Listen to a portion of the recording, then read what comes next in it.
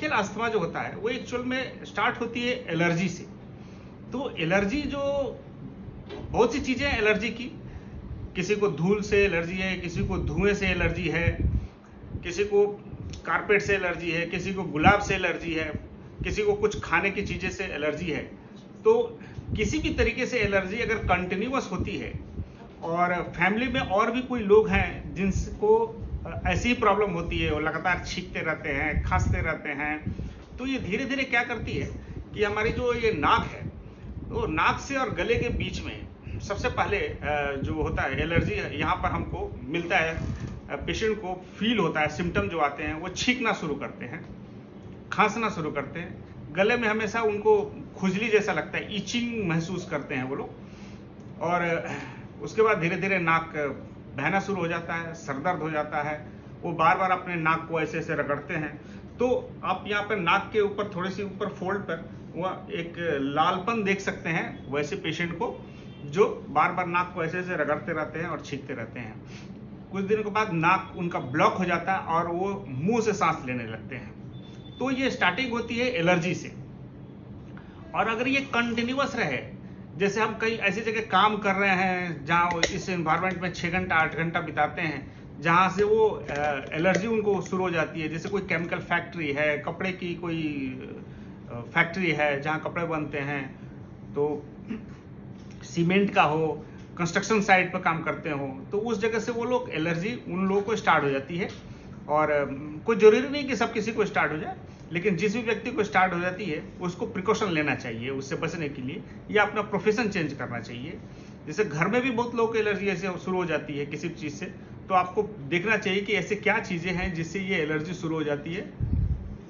हो सकता है घर के कोई और भी मेंबर को भी ऐसे शुरू हो जाए, एक साथ 1-2 लोग हों, तो इससे मतलब है कि कुछ ना कुछ है जिससे उन लोगों को एलर्जी हो रही है, और उसको पहचानना चाहिए, क्योंकि पहचान से ही उससे बचा जा सकता है उस चीज़ से। जैसे घर में खाने बन रहा है और प्रॉपर तरीके से धुआं के निकासी के लिए नहीं बना हुआ, कोई एग्जॉस्ट फैन नहीं है या विंडो नहीं है, तो वो धुआं जो है उसकी वजह से घर में एलर्जी हो सकती है। तो इस तरह से एलर्जी स्टार्ट होती है। और म्यूकस मेम्ब्रान जो है, म्यूकस मेम्ब्रान जो होती है वो नाक से स्टार्ट होती है, गले तक और फेफड़े तक जाती है, जो बाहरी परत है सांस की नली की, वो धीरे धीरे उसमें सूजन आने लगती है और कुछ केमिकल का रिसाव होता है जिसकी वजह से वो रेड होने लगती है और इचिंग शुरू हो जाती है। बाद में धीरे धीरे उससे मोटी होने लगती है उसकी परत, जिससे कि सांस में लेने में दिक्कत आनी शुरू हो जाती है और बलगम आना शुरू हो जाता है। मैं आपको बहुत बढ़िया एक डेमो दिखाऊंगा जिससे आपको बहुत आसान हो जाएगा समझना इस बात को, कि जैसे हम लोग तो नाक को यहीं तक देख पाते हैं, अंदर नहीं देख पाते हैं, क्योंकि सारे लोग मेडिकल से अगर नहीं हैं बहुत, क्योंकि ये पेशेंट कनेक्ट प्रोग्राम में पेशेंट को हमको बताना है। तो मैं आपको एक डेमो दिखाता हूँ। मान लीजिए ये सांस की नली है जो फेफड़े तक जाती है, वो इस तरह से होती है। इसकी जो अंदर की जो डायमीटर है ना, वो ये नॉर्मल है, और ये इसकी दीवार है सांस की नली की। तो ये इस तरह से होती है जो हम सांस लेते हैं। ये थोड़ा सा बड़ा है, लेकिन एक्चुअल में हकीकत में इससे छोटा होता है, पतला होता है वो, और इसमें सांस जाती है और आती है। अगर इसी में सूजन आ जाए, तो सूजन आने का मतलब है कि ये तो इतना ही मोटा रहेगा, लेकिन इसकी जो डायमीटर है अंदर की, जिसमें से हवा आती है और जाती है, ये पतला हो जाएगा रास्ता। जैसे कि ये मेरे पास दूसरा है, अगर आप देख पा रहे होंगे तो आपको समझ में आ जाएगा, ये दूसरा है। तो इसमें जो पेशेंट सांस ले रहा है, जितने भी लीटर पर मिनट ले रहा है, इसमें कम हो जाएगा उसको। तो कम हो जाएगा तो शरीर को ऑक्सीजन की जरूरत है। अभी तो कोविड में सब लोग देख लिए हैं कि ऑक्सीजन कैसे नापते हैं, सब किसी के पास पल्स ऑक्सीमीटर आ गया है घर घर में।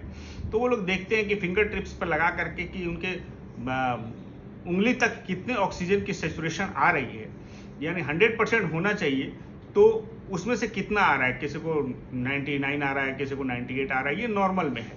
तो वैसा पेशेंट को सांस लेने में दिक्कत होगी और सैचुरेशन ड्रॉप होना शुरू हो जाएगा। ठीक ऐसा ही कोविड में भी होता है। तो उसी तरह से हम ऑक्सीजन की जरूरत पड़ती है, या फिर हमें डॉक्टर के पास जाने की जरूरत पड़ती है। तो ये है जब एलर्जी होती है और कंटिन्यूअस एलर्जी कुछ दिनों तक रहती है, तो इस तरह से प्रॉब्लम शुरू हो जाती है। तो क्या प्रॉब्लम शुरू होगी? पहले सांस लेने की उसकी प्रॉब्लम शुरू होगी, और उससे भी पहले उसको छींकना, खांसना, है ना, और चेस्ट में भारीपन उसको होना शुरू हो जाएगा, बलगम आना शुरू हो जाएगा, नाक से भी उसको रिसाव होना शुरू हो जाएगा।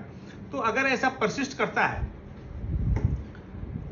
और फिर अपने आप दवाई से ठीक हो जाता है, तो इस कुछ दिन में, साल में अगर 2-3 महीने ऐसे होता है, तो उसको हम ब्रोंकियल अस्थमा डायग्नोसिस करते हैं। अगर उनको हम इनहेलर वगैरह इस्तेमाल करने के लिए बोलते हैं, या दवाइयाँ ब्रोंको डायलेटर देते हैं, जिससे वो डायलेट हो जाता है और सूजन कम हो जाती है। अगर आप ध्यान से अगर इस चीज़ को देखे होंगे तो आपको समझ में आया होगा कि ब्रोंको डायलेटर का क्या रोल है। जब भी हम दवाई देते हैं तो इस चीज़ को वो डायलेट कर देता है, यानी चौड़ा कर देता है इसको, जिसको हम ब्रोंको डायलेटर बोलते हैं। लेकिन अगर वही हम इनहेलर का इस्तेमाल करेंगे, तो इनहेलर जो होती है, जो दवा जो पंप से हम जो उसमें डालते हैं, तो इसके चारों तरफ जाकर के लग जाती है वो दवा, और इसको तुरंत सूजन से उसको रिलीफ दे देती है। जिस तरह से हम कोई भी बीमारी होने पर, हाथ पैर कट गया या मोच आ गई, तो मलहम का इस्तेमाल करते हैं, वो इनहेलर जस्ट लाइक मलहम की तरह काम करता है, और उससे ज़्यादा असर आता है बनिस्बत दवा खाने से। दवा खाने के साइड इफेक्ट है कि वो पूरे शरीर पर काम करेगा, लेकिन हमें ज़रूरत है सिर्फ सांस की नली पर। तो उसमें पंप जो है और कैप्सूल, जो रोटो कैप्स आते हैं, जो खींचने के लिए आते हैं, एक छोटी सी डिवाइस होती है उसमें डाल करके, तो वो भी सेम ही चीज़ है, सिर्फ तरीका अलग अलग है। उसमें कैप्सूल में दवा रहती है, जिसको हम जैसे घींचते हैं, जैसे बीड़ी सिगरेट पीते हैं उस तरह से, तो वो दवा रिलीज हो जाती है और सीधे सांस की नली में चली जाती है और इसके चारों तरफ लग जाती है, जिससे ये इसकी जो डायमीटर है वो नॉर्मल हो जाती है और सूजन कम हो जाता है। तो आपने देखा कि दवाई और इनहेलर में कितना अंतर है। इनहेलर अगर आप ठीक से समझते हैं तो इनहेलर ज़्यादा बेटर होती है दवा से, क्योंकि इसका कोई भी साइड इफेक्ट नहीं है, सिर्फ लोकल ही काम करती है, ये पूरे शरीर पर काम नहीं करती है। जैसे ब्रोंकोडायलेटर के बहुत से ऐसे ब्रोंकोडायलेटर हैं जो हार्ट की धड़कन को बढ़ा सकते हैं। तो जो पेशेंट पहले से मान लीजिए हार्ट के भी हैं, ब्लड प्रेशर के भी हैं, तो उनको घबराहट होने लगेगी, परेशानी होने लगेगी। बहुत से ऐसे खांसी के सिरप में भी ऐसी दवाइयाँ मिक्स आती है पहले से। तो आप कोई भी ऐसी भी खांसी की दवाई न लेकर के पिए, क्योंकि उसके अलग अलग दुष्परिणाम सामने आ सकते हैं। तो इसलिए जब भी किसी दवा की ज़रूरत हो, आप अपने डॉक्टर से ज़रूर मिलें और उनसे राय लें और अपनी पूरी हिस्ट्री बताएं कि आपको सिर्फ एलर्जी ही हो रही है या साथ में कोई कोमॉर्बिडिटी भी है, ब्लड प्रेशर भी है, हार्ट की कोई परेशानी है, या शुगर है, या कोई किसी और चीज़ की दवाइयाँ खा रहे हैं, थायराइड है, बहुत सी चीज़ें हो सकती है एक साथ। तो हम बात कर रहे थे ब्रोंकियल अस्थमा के लिए। तो ये ब्रोंकियल अस्थमा जो होती है, ये साल में 3 महीने होती है, बाकी 9 महीने बिल्कुल पेशेंट किसी भी दवा की ज़रूरत नहीं होती है, वो बिल्कुल नॉर्मल रहता है।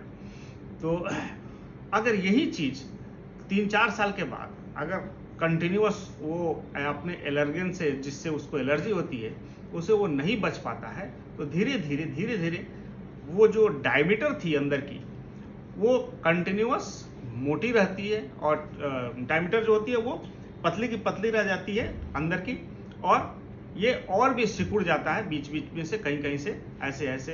तो सांस लेने में पेशेंट को बहुत ज़्यादा दिक्कत आने लगती है। जैसे आपने देखा होगा कि डॉक्टर्स कोविड में बहुत ज़्यादा ऑक्सीजन के इस्तेमाल किए हैं, है ना, पेशेंट को देने के लिए, उसके बावजूद भी पेशेंट को बचाया नहीं जा सका। इसके पीछे कारण है कि लोग समझ नहीं पाते थे कि पेशेंट को इतना ऑक्सीजन देने के बाद भी क्यों सैचुरेशन ड्रॉप हो जा रही है।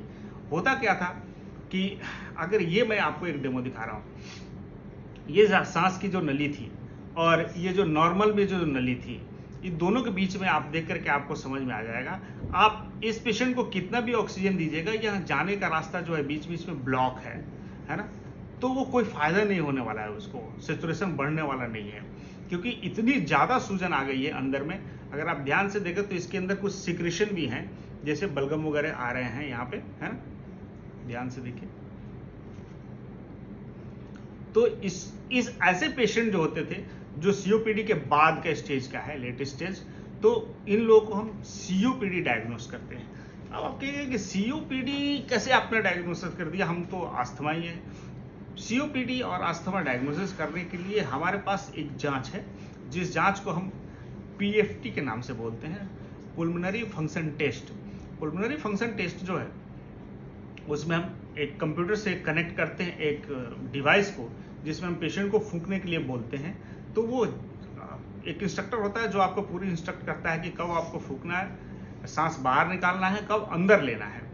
उसके हिसाब से जो गाइडलाइंस वो देता है उसके हिसाब से पहले वो डेमो करके आपको दिखाता है, और जब हम रिकॉर्ड करते हैं उसकी पूरी प्रक्रिया को तो उससे हमें पता चलता है कि उसके लंग्स की वॉल्यूम कितनी है और वो कितना ले पा रहा है। जैसे मान लीजिए 10 लीटर उसकी वॉल्यूम है, सपोज कीजिए समझाने के लिए 10 लीटर मैंने लिया, अगर 10 लीटर की वॉल्यूम है उसके लंग्स की और वो 4 लीटर ही ले पा रहा है तो इसका मतलब है कि उसको 6 लीटर की कमी है सांस लेने में। तो वैसे पेशेंट को क्या होगा, ऑक्सीजन ड्रॉप करेगा। ऑक्सीजन जब भी ड्रॉप करेगा तो उसको ऑक्सीजन पे जाना पड़ेगा, और नहीं तो उसको दवाई लेनी पड़ेगी, ब्रोंको डायलेटर या फिर एंटी एलर्जिक। तो ये डिपेंड करता है पेशेंट टू पेशेंट कि किस पेशेंट को कौन सी दवाइयाँ दी जाए। तो ये जो दवाइयाँ हैं ये डॉक्टर्स जो है आपके जो भी कंसल्टेंट हैं वो डिसाइड करते हैं कि कौन सी पेशेंट को कौन सी दवाइयाँ सूट करेगी और किस मात्रा में लेना है, 2 बार लेना है, 1 बार लेना है, या दिन भर में 3 बार लेना है। कई बार हम लोग आपने नाम सुना होगा नेबुलाइजर का, उसमें भी वही चीज़ है, वो दवा डाल करके वो लिक्विड सोल्यूशन आता है उसमें डाल करके उसको वेपराइज कर देते हैं, और एरोजल जब निकलता है उसको हम इनहेल करने के लिए बोलते हैं पेशेंट को। कंटिन्यूस वो 5 से 10 मिनट तक मशीन चलती है। तो उससे क्या होता है, पूरी अच्छी तरीके से पूरे फेफड़े में, लंग्स के अंदर जितने भी सांस की नली है उससे भी छोटी छोटी जो ब्रांचें हैं उन सब में वो पहुंच जाती है और जल्दी असर आना शुरू हो जाता है। तो हम लोग कई बार जब पेशेंट हॉस्पिटलाइज होता है तो हम लोग 3 से 4 बार तक देते हैं उसको, उसमें साथ में स्टेरॉइड भी रहता है ताकि जल्दी से आराम आ जाए पेशेंट को।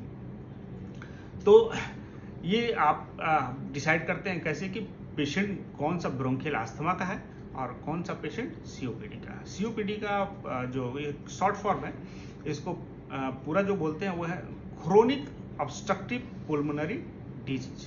क्रोनिक का मतलब पुराना, यानी बहुत दिन से हो गया। अगर कितना भी नया होगा तो कम से कम 3 साल से ऊपर का होगा, तभी हम क्रोनिक उसको बोलते हैं। ऑब्स्ट्रक्टिव का मतलब ये है ऑब्स्ट्रक्शन, इसके बीच बीच में ऑब्स्ट्रक्शन है ना। तो ऑब्स्ट्रक्टिव पुल्मोनरी का मतलब फेफड़ा और डिजीज का मतलब बीमारी। तो क्रोनिक ऑब्स्ट्रक्टिव पुल्मोनरी डिजीज सीओपीडी।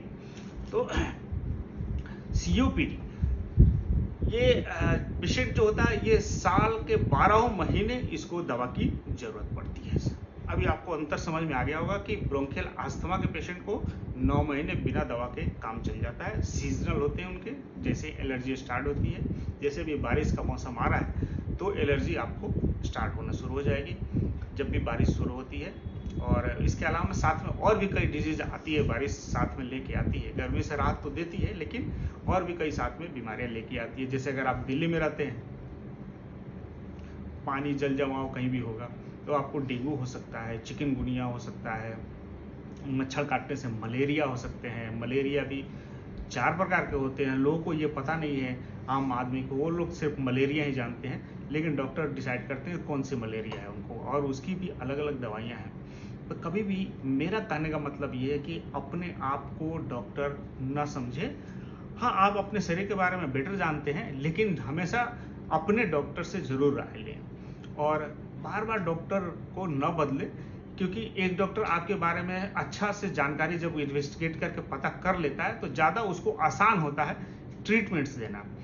तो इसलिए उसको फैमिली फिजिशियन बोला जाता है। फैमिली फिजिशियन का मतलब ही यही होता है कि वो पूरे फैमिली को रीड करता है, समझता है कि वो किस तरह से इनका लाइफस्टाइल है, कैसे रहते हैं, इनका नेचर कैसा है, बात कैसे करते हैं, ये किस तरीके से दवाइयाँ का सेवन करते हैं नहीं करते हैं। क्योंकि बहुत ऐसे पेशेंट होते हैं कि वो दवा लिखने के बावजूद भी दवाइयों का सेवन ठीक से नहीं करते हैं, भूल जाते हैं। तो उसको कैसे ट्रीट करना है, कैसे समझाना है।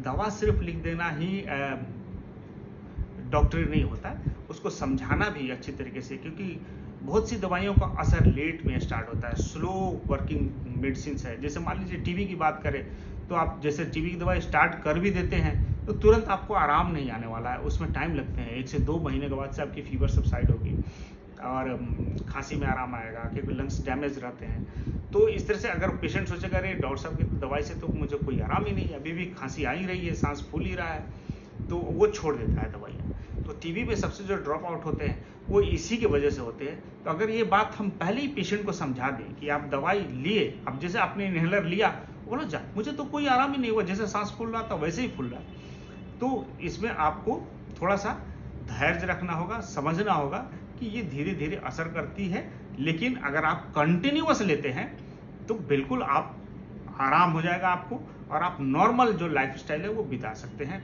बात कर सकते हैं अच्छे से किसी से। क्योंकि किसी किसी को इतनी सांस फूलती है, हमने देखा कि वो अपना नाम भी नहीं बता पाता। हम नाम पूछते हैं क्या नाम है, कितना एज है आपका, पेशेंट के कार्ड पे लिखना है, वो बता नहीं पा रहा है, सिचुएशन गिरती जा रही है। तो कभी भी ऐसा हो तो आप अपना दवाई कभी भी न भूलें, दवाई खाते रहें। हाँ, अगर आपको दवाई से कोई साइड इफेक्ट होता है तो अपने डॉक्टर से खुल के बात करें इसके बारे में कि डॉक्टर साहब ये इसके खाने से मुझे ये प्रॉब्लम होती है, तो वो डॉक्टर साहब उसको आपके हिसाब से एडजस्ट कर लेंगे, चेंज कर लेंगे, इसमें कोई प्रॉब्लम नहीं है। डॉक्टर के पास जाना आजकल कोविड में थोड़ा सा प्रॉब्लम है, क्योंकि हो सकता है कि वहाँ पर बहुत ज़्यादा क्राउड हो, भीड़ हो, लेकिन आप ये सोचिए कि आप अकेले जा रहे हैं तो आपको प्रॉब्लम है, डॉक्टर तो रोज बैठ रहा है, हमें तो कोई छुट्टी ही नहीं मिला है डॉक्टरों को। पूरे कोविड में एक डॉक्टर हैं जो कंटिन्यूअस अपने हॉस्पिटल जा रहे हैं, अपने क्लिनिक जा रहे हैं, बैठ रहे हैं, पेशेंट को देख रहे हैं। तो हम भी प्रिकॉशन लेते हैं, उसके बावजूद भी बहुत से डॉक्टर, आपने सुना होगा कि उन लोगों को कोविड हो गया, इवन मुझे भी हो गया था, तो हम भी दवा लिए, अपने फ्रेंड से बात किए कि कौन कौन सी दवाइयाँ चलाई जाए, और 14-15 दिन लगा रिकवरी होने में। तो आप भी प्रिकॉशन लें, हमेशा मास्क जरूर लगाएं, और 2 गज की दूरी, ये तो अब मेरे हिसाब से हर किसी को याद हो गया है, तो ये जरूर मेंटेन करें, जो भी सोशल डिस्टेंसिंग है मेंटेन रखें। खाने से पहले हाथ को जरूर धोएं, और ऐसी जो कोई भी चीज़ आपके घर में या आसपास में या आपके कार्य क्षेत्र पर जहाँ भी आप काम करते हैं, अगर उससे लगता है कि आपको इससे एलर्जी हो रही है, तो आप उससे पहचानें कि इस चीज़ से मुझे एलर्जी है, और उससे बचने की कोशिश करें, क्योंकि बार बार एलर्जी होने से ही ये प्रॉब्लम होती है, ये आप अच्छी तरीके से समझ गए होंगे। दूसरा कि अगर COPD या अस्थमा के साथ साथ अगर आपको ब्लड प्रेशर है या डायबिटीज है, हम उस पर थोड़ी देर बात करेंगे। डायबिटीज के पेशेंट को अपने शुगर को बिल्कुल नियंत्रित रखना होगा।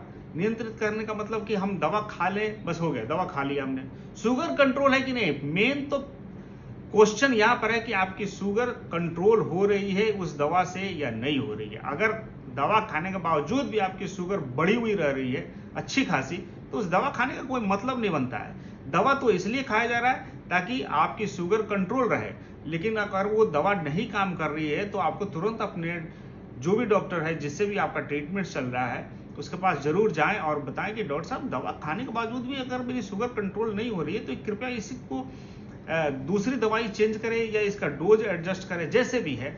या हो सकता है कि आपकी लाइफस्टाइल में कोई प्रॉब्लम है, अभी आम का सीजन हो सकता है, अभी आपने आम खा लिए, कभी जूस पी लिए, कभी कुछ ऐसा कुछ भी हो सकता है। तो शुगर को नियंत्रित करना बहुत ही जरूरी है। अपने पास खासकर जो भी डायबिटीज के पेशेंट हैं ग्लूकोमीटर जरूर रखें, क्योंकि हो सकता है कि रात को 12 बजे 1 बजे आपकी शुगर कम हो जाए, तो उस समय कहीं भी जाना और आना बहुत मुश्किल काम है। तो ग्लूकोमीटर आजकल मार्केट में बहुत सस्ता मिल रहा है। जिस तरह से लोगों ने जरूरत पड़ने पर पल्स ऑक्सीमीटर खरीदा अपना ऑक्सीजन चेक करने के लिए कोविड में, उसी तरीके से ये तो आपके जिंदगी के साथ जुटा हुआ है शुगर, तो हमेशा आपको दवाई पर रहना ही पड़ेगा। तो उसके लिए आपको एक ग्लूकोमीटर भी होना चाहिए और उसको अच्छी तरीके से सीखें कि कैसे इसका इस्तेमाल करते हैं। नॉर्मल रेंज शुगर का कितना होना चाहिए खाली पेट में, नाश्ता करने के बाद, और रैंडम में कितना होता है, ये निश्चित जान लें। और जो भी आप ग्लूकोमीटर खरीदेंगे उसमें लिफलेट जो होती है उसमें लिखा रहता है कि फास्टिंग में नॉर्मल कितना होना चाहिए, नाश्ता करने के 2 घंटे के बाद जिसको पोस्ट पैरेंडियल बोलते हैं वो कितना होना चाहिए, दवा खाने के 1.5 से 2 घंटे के बाद, और कभी भी बीच में रैंडम चेक करते हैं तो कितना होना चाहिए। लेकिन एक बात आप हमेशा याद रखें, अगर नहीं इतना याद रहता है आपको तो इतना जान लीजिए कि 75 से 75 से हमेशा ऊपर रहना चाहिए आपका शुगर। अगर उसके नीचे जा रहा है तो ये डेंजरस है और तुरंत आपको कोई मीठा चीज खाने की जरूरत है। और 150 160 से अगर ऊपर जा रहा है खाना खाने के बाद, तो इसका मतलब आपको अपने डॉक्टर से मिलने की ज़रूरत है। मैं क्यों ऐसा कह रहा हूँ? मैं इसलिए ऐसा बोल रहा हूँ कि जब भी शुगर बढ़ी हुई रहेगी तो आप इन्फेक्शंस के चपेट में आ सकते हैं किसी भी तरीके से। सांस के मरीज खास करके, उनको चेस्ट में इन्फेक्शन हो सकता है, बढ़ सकता है, यूरिन में इन्फेक्शन हो सकता है, जोड़ों में दर्द होने लगता है, यूरिक एसिड बढ़ जाते हैं, और कंटिन्यूअस अगर शुगर बढ़ा रहेगा तो शुगर के बहुत ही साइड इफेक्ट है। तो किडनी डैमेज हो सकती है, आँख की रेटिना डैमेज हो सकती है। किडनी जब डैमेज होने लगती है तो आपका किडनी फंक्शन टेस्ट गड़बड़ होने लगता है, तो उसको हम लोग डायबिटिक नेफ्रोपैथी बोलते हैं। डायबिटिक नेफ्रोपैथी बोलते हैं। पैथी का मतलब बीमारी, पैथोलॉजिकल, है ना, और नेफ्रो का मतलब किडनी, डायबिटिक नेफ्रोपैथी। तो उसमें बदलाव जो आते हैं वो इरिवर्सिबल है, यानी वो वापस नहीं होंगे, वो हमेशा के लिए आपका किडनी डैमेज होना शुरू हो गई है। तो इसलिए जब नस की प्रॉब्लम होती है शुगर की वजह से, तो उसको डायबिटिक न्यूरोपैथी बोलते हैं, यानी नर्वस सिस्टम की प्रॉब्लम हो रही है।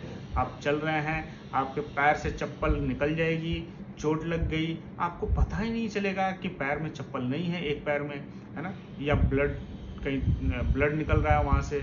लोग आपको बताएंगे क्यों ऐसा हो रहा है, क्योंकि वहाँ पे जो है सुन्नपन आ रहा है, आपको फीलिंग कम हो रही है, सेंसेशन कम हो रही है, नर्वस सिस्टम डैमेज हो रहे हैं आपके शरीर के। सेक्सुअल प्रॉब्लम आ सकते हैं डायबिटीज़ की वजह से, और आँख की प्रॉब्लम आपकी परमानेंट डैमेज होना शुरू हो जाएगी। फिर आपको पता ही नहीं चलेगा कब आपका आँख डैमेज हो गया, कब आपका किडनी डैमेज हो गया, क्योंकि ये बहुत ही स्लो होती रहती है अगर कंटिन्यूस आप शुगर आपका बढ़ा हुआ रहता है। तो आँख से आपको धुंधला दिखाई देने लगेगा, तो उसको डायबिटिक रेटिनोपैथी बोलती है। जो आप रेटिना आपने सुना होगा, जहाँ पर फिल्म बनती है, जैसे मैं कुछ देख रहा हूँ तो जो भी देख रहा हूँ वो रेटिना पर पड़ता है, वो हमें बताता है, ब्रेन को मैसेज भेजता है तो हम देख पाते हैं। तो इस चीज़ के लिए आपको शुगर को कंट्रोल रखना है, खासकर जो अस्थमा के पेशेंट हैं या जिनको लग रहा है कि कोरोना हो सकता है, वो ऐसे पेशेंट जो हैं ये बहुत ही वुलनरेबल है, इनको अपने आप को बचा के रखना होगा जब तक कि ये कोविड ख़त्म नहीं हो जाता है। आपको किसी भी चीज़ की ज़रूरत है, आपके घर में है, आपके बच्चे हैं, आपके भाई हैं, आपकी वाइफ हैं, वो आपको हेल्प करेंगे, बाहर से ले आएंगे। उसमें क्या दवाइयाँ की ज़रूरत है, आजकल तो हर जगह केमिस्ट शॉप खुला हुआ है, आप डॉक्टर का प्रिस्क्रिप्शन भेज दीजिए। अब तो डॉक्टर भी ऑनलाइन हैं बहुत से, तो आप उनसे भी कंसल्ट कर सकते हैं। अगर नहीं जाना चाहते हैं तो ये अपना प्रिस्क्रिप्शन भेज करके डॉक्टर साहब से जो भी कंप्लेन लिख करके भेज करके, आपके जो फैमिली फिजिशियन है उन्हें पता है कि उनको क्या प्रॉब्लम हो सकती है और क्या कैसे रहना है, या वो किस तरह से दवाइयों का सेवन करते हैं, किस स्वभाव के हैं, किस नेचर के हैं, तो उनको ज़्यादा समझाने की ज़रूरत नहीं पड़ती है। मेरा आपसे इतना ही कहना था कि कोई भी प्रिकॉशन जो है वो आदमी धीरे धीरे अपने एक्सपीरियंस पर सीखता है कि ये चीज़ खाने से, आपने सुना होगा दस्त होता था तो लोग बोलते थे दही खा लो गाँव में, तो दही में क्या है, दही खाने से दस्त से क्या लेना देना, वो तो कोई दवाई नहीं है, एक्चुअल में दवा है। लोगों ने इसको गांव में, जब इस तरह का लैब नहीं था, कुछ भी नहीं था, तो देखते थे कि दही खाने से पेट में आराम आ जा रहा है, क्योंकि उसमें लैक्टोबैसिलस होते थे लाखों करोड़ों अरबों की संख्या में। तो अब दवा भी बनने लगी है उसी चीज़ की, कैप्सूल फॉर्म में आ रहे हैं, तो हम लोग भी दस्त में वो देते हैं। तो उसी तरीके से एक्सपीरियंस जो होता है वो बहुत ही मायने रखता है। और कोई भी डॉक्टर्स है, किसी भी क्षेत्र का डॉक्टर हो, चाहे हार्ट का डॉक्टर हो, शुगर का डॉक्टर हो, ब्लड प्रेशर का पेशेंट हो, डॉक्टर हो, उनका एक अपना एक्सपीरियंस होता है। उन्हें पता है कि कौन सी दवाइयाँ कितने देर में असर करती है और इसके क्या क्या साइड इफेक्ट होते हैं। तो इसलिए डॉक्टर के जो भी एडवाइस है उसको माने। हाँ, अगर आपको नहीं वो सूट करता है, नहीं ठीक लगता है, उसके खाने से आपको कुछ प्रॉब्लम हो सकता है प्रॉब्लम हो, तो आप अपने डॉक्टर से मिल करके दोबारा सेकंड विजिट में ये बात कर सकते हैं कि डॉक्टर साहब इसके खाने से मेरे धड़कन बढ़ जाती है, ये कफ सिरप से मुझे नींद बहुत आती है, या जो भी प्रॉब्लम हो रही है उसको बताएं। इन्हेलर जो भी है, इसमें भी बहुत प्रकार की इन्हेलर आती है, तो डॉक्टर साहब डिसाइड करेंगे कि कौन से इन्हेलर कौन से पेशेंट को ज़्यादा सूट करेगी, और उसकी जो लेने का तरीका है वो सीखना बहुत ज़रूरी है। क्योंकि इन्हेलर जो होती है वो मीटर डोज में आती है। और मीटर डोज जो आजकल उसमें काउंटर भी लगे हुए हैं सारे इनहेलर के ऊपर, 120 मीटर डोज की इनहेलर मार्केट में उपलब्ध है। तो 120 मीटर का मतलब है जब भी हम एक बार उसको पंप करते हैं तो 1 मीटर निकलती है उसमें से। तो हम जैसे डॉक्टर साहब ने बोला कि 2 पफ लेना है आपको सुबह में और 2 पफ शाम को, सपोज कीजिए अगर उन्होंने ऐसा लिखा है, तो इसका मतलब है कि हम एक बार दाबेंगे तो 1 पफ हुआ, दूसरी बार दाबेंगे तो दूसरा पफ हुआ।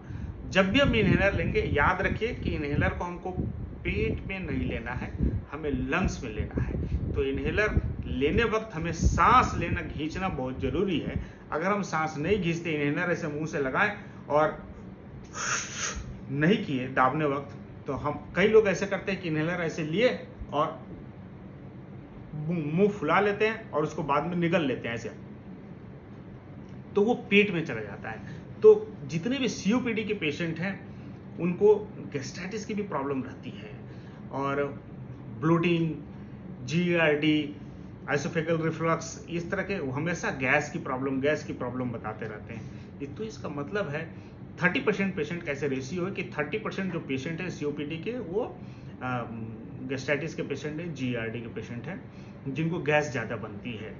तो ऐसे पेशेंट ध्यान रखें कि हमें इनहेलर कैसे लेना है। अगर अभी भी आपको नहीं आता है तो आप अपने डॉक्टर के पास इनहेलर लेकर के जाएं और उनसे डेमो लें कि किस तरीके से। डॉक्टर के पास प्लासेबो इनहेलर पड़ा रहता है जो वो आपको खुद देख करके बताएंगे कि किस तरीके से करना होता है, इनहेलर लेना होता है, सही तरीका क्या है। कि क्या अगर इनहेलर आप पेट के अंदर लेते हैं तो कोई फायदा नहीं उस इनहेलर का, तो वो बेकार जा रहा है, पेट में जा रहा है। तो पेट में मुझे कुछ डायलेट करने की जरूरत नहीं है। इनहेलर को लंग्स में लेना है, सांस के थ्रू लेना है। तो जब ऐसा आप नहीं कर पाते हैं तो वो इस पेशेंट को अगर बार बार सिखाने के बावजूद भी अगर वो नहीं सीख पाता है तो उस टाइप के पेशेंट को हम लोग रोटोकैप्स देते हैं, कैप्सूल फॉर्म में देते हैं। वो भी घिसने के लिए ही आता है, एक छोटी सी डिवाइस होती है उसमें वो डाल करके और उसको घिसते हैं वो। तो वो तभी होगा जब वो घिंचेंगे। बहुत से ऐसे पेशेंट हैं जिनके बहुत ज़्यादा सांस फूलने लगती है, तो उसके लिए आजकल ऑटोमेटिक मशीन्स आ रही हैं। वो थोड़ा सा भी एफर्ट अगर लगाते हैं तो वो इनहेलर ही उसको डायरेक्ट पुश कर देती है उनके लंग्स में। तो बहुत आजकल बहुत एडवांस होता जा रहा है मेडिसिन भी। तो आप अपनी जो प्रॉब्लम है अगर आप खुल करके अपने डॉक्टर से बात करेंगे तो ज़्यादा अच्छा रहेगा आपके लिए। साथ में जितनी भी बीमारियां उसको किसी भी छुपाए नहीं, आप बताइए उनको कि डॉक्टर साहब मुझे शुगर भी है। क्योंकि हो सकता है कि आप चेस्ट स्पेशलिस्ट के पास अस्थमा के लिए जा रहे हैं या सीओपीडी के लिए जा रहे हैं, तो आप सोचें कि इनको तो शुगर से क्या लेना देना। तो ऐसी बात नहीं है, आप ज़रूर बताएं कि मुझे शुगर है, या मुझे हार्ट की ऑपरेशन हुआ था, या स्टेंट लगा हुआ है, या मैं पेस मेकर पर हूँ, या मैं हार्ट की दवाइयाँ भी साथ में खाता हूँ, मेरे रिदम गड़बड़ होते हैं, हार्ट के इरेगुलर होते हैं, तो मैं अरिदमिया की दवाई भी खाता हूँ। तो आप उनको भी दिखाएं, ईसीजी अपना दिखाएं, सब कुछ दिखाएं। और डॉक्टर्स होते हैं वो हर चीज़ जानते हैं, चाहे वो पुल्मोनोलॉजिस्ट हो या कार्डियोलॉजिस्ट हो, उन्हें पता है सब दवाइयाँ, कौन सी दवाइयों का क्या साइड इफेक्ट है, तो उसी हिसाब से आपकी दवाइयाँ एडजस्ट करेंगे। और एक पार्ट है कि हर घर में बच्चे रहते हैं, तो बच्चों के लिए भी मेरा मैसेज है कि वो कोविड के दौरान 1 साल से घर में अंदर बैठे हुए, उनके क्लासेस भी ऑनलाइन ही चल रही है और दिन भर वो बैठे बैठे मोबाइल में पड़े रहते हैं। तो वैसे बच्चों को मेरी राय है कि वो थोड़ा सा फिजिकल एक्टिविटी बढ़ाएं, अपने आप को थोड़ा व्यायाम करें, एक्सरसाइज करें, खेले कूदें जब भी मौका मिलता है। और जब भी बाहर अगर निकलने की ज़रूरत होती है तो मास्क का ज़रूर इस्तेमाल करें। क्योंकि दिल्ली में पॉल्यूशन की वजह से, अभी तो कोविड की वजह से पॉल्यूशन में बहुत अचानक गिरावट आ गया है। क्योंकि बहुत से आपको न्यूज़ में सुनोगे कंस्ट्रक्शन साइट वगैरह सारे बंद कर दिए गए थे, फैक्ट्री बंद हो गई थी, तो पॉल्यूशन बहुत गिर गए थे। लेकिन पॉल्यूशन की वजह से दिल्ली में पिछले 4-5 सालों से 40% बच्चे अस्थमेटिक हो चुके हैं जिन्हें इनहेलर की ज़रूरत पड़ रही है। तो इस साल बहुत ही कम हुए हैं पॉल्यूशन, तो उसकी वजह से बहुत ही सेफ है और लोग घरों में बंद हैं। मास्क जब भी आप पहने तो हमेशा ध्यान रखें कि मास्क का जो बाहरी सतह है वो इन्फेक्टेड है, ये मान करके चलें। अंदर वाली सतह आपके नाक से अंदर पड़ी हुई है ये मास्क का, और बाहर की जो सतह है वो आपको फिल्टर कर रही है। तो हमेशा जब भी बाहर के सतह को आप छुएं तो आपको हाथ धोना बहुत जरूरी है। उतारने वक्त भी ध्यान रहे कि ये वाला सतह इधर ना जाए। तो मास्क को कंटिन्यूस एक ही मास्क को ना पहने, उसको अगर कपड़े का मास्क पहनते हैं तो आप उसको बीच बीच में धोएं अच्छी तरीके से और सुखाएं। मास्क को हमेशा 2 से 3 लेयर वाला आप इस्तेमाल करें। और अगर आप खरीद सकते हैं N95 mask, N99 mask market में अगर रिलायबल आपको किसी कंपनी का मिल रहा है तो सबसे बेटर है वो। मास्क को आप चाहें तो एक मास्क को एक दिन यूज करें, उसके बाद 4 दिन के लिए उसको किसी पेपर बैग में डाल लें, जो कपड़े का कागज़ का बैग होता है उसके अंदर डाल दीजिए और उसको रख दीजिए। फिर 4 दिन के बाद आप उसको दोबारा इस्तेमाल कर सकते हैं, वो अपने आप ठीक हो जाता है। मास्क धोने की कोशिश न करें N95 मास्क को, उसको डिस्कार्ड करें पूरे प्रॉपर तरीके से, है ना। और खान पान के लिए जो भी सीजनल फ्रूट्स हैं, अगर आप डायबिटिक नहीं हैं या आपका शुगर कंट्रोल है और आपका डॉक्टर फ्रूट्स लेने की साइट्रस फ्रूट जो जितने भी होते हैं खट्टे, वो आपको लेने की सलाह देते हैं तो आप उसका इस्तेमाल कर सकते हैं। हरी साग सब्जियां तो सारे लोग इस्तेमाल कर सकते हैं, इसमें कोई प्रॉब्लम नहीं है। और डाइट भी है, आप अपने डॉक्टर से मिलकर बात कर सकते हैं। पानी जरूर पिएं 4 लीटर से ऊपर, उससे हमारे शरीर की जो टॉक्सिसिटी है वो बाहर निकल जाती है, इसलिए आपका पेट भी साफ रहेगा और पेट की वजह से कई बीमारियों से आप बच सकते हैं। तो अपने आप का ध्यान रखें और कोविड में सावधानी जरूर बरतें, खासकर अस्थमेटिक पेशेंट, COPD के पेशेंट सावधानी जरूर बरतें। तो ये सेशन जो था ये 30 मिनट्स का था और हम लोग ऑलरेडी 30 मिनट्स से ऊपर पार कर चुके हैं। तो अगर किसी को कोई क्वेश्चन है तो अब हम क्वेश्चन ले सकते हैं। क्वेश्चन है, बहुत से क्वेश्चन आए हुए हैं।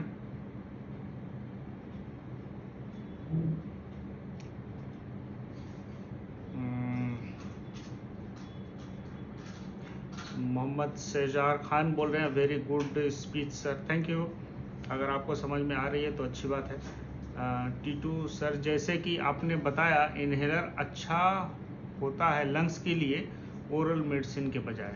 जी हाँ, inhaler best parts of treatments में आता है, लेकिन इंडिया के लोग उस बात को समझते नहीं है।